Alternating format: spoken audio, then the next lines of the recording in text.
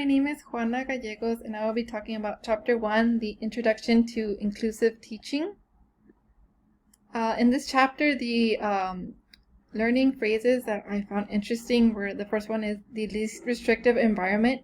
For me, this is a phrase or a concept that I haven't learned before, and it's basically about students with disabilities that are not restricted to education in a special school or special classroom. This also includes that they are not restricted within not only within their school but in their home setting. And I found it that very rewarding to see that they are moving forward with these concepts of helping students with disabilities. And I think that within this concept, they also focus a lot in the best interest of the student, and that's why for me it was a key point. I also found that under section 504 that disability is considered to be an impairment such as physical or mental, and that substantially limits major life activity.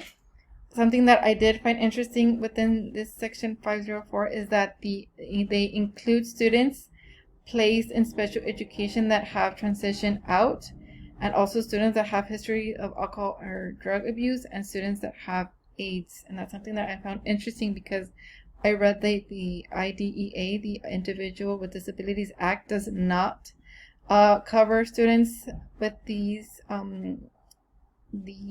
coverages. So I found interesting that the section 504 do.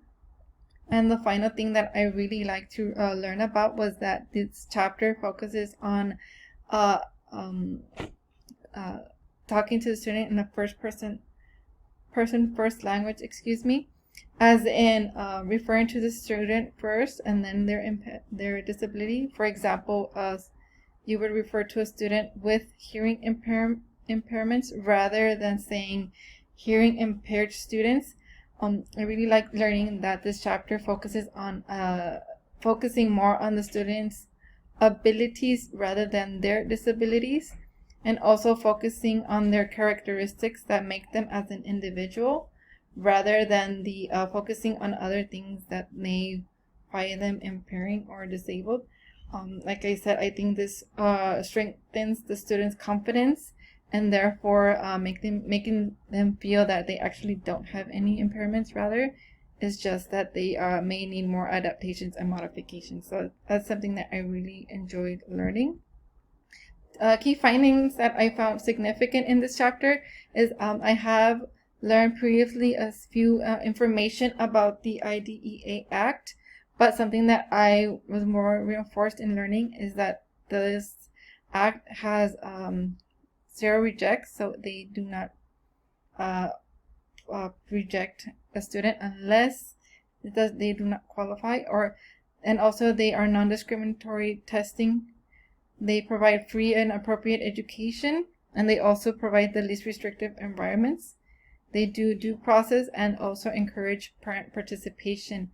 I also like to learn that the IDEA also mandates other services of classroom diversity, such as culturally and linguistically diverse groups, at-risk students, and gifted and talented students. I also reflected within my own personal experiences. So I am an instructional assistant healthcare in the National School District, and I work in a class of mild mod in a kinder and first grade class.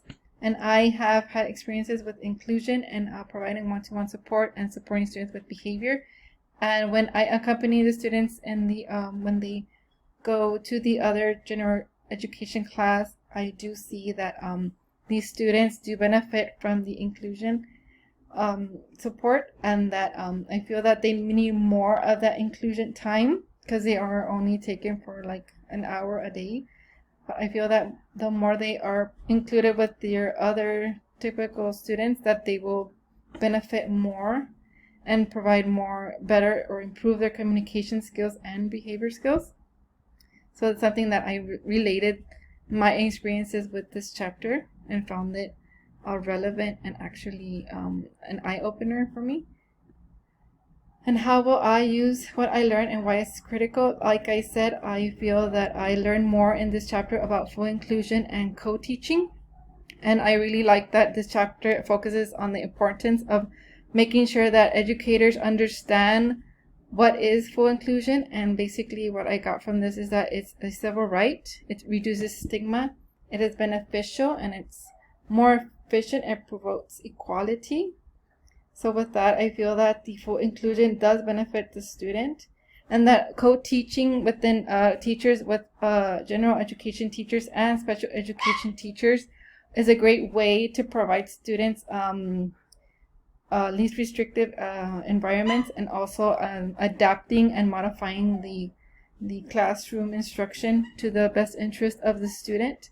So like I feel that co-teaching strategies are a great way to provide in full inclusion as well.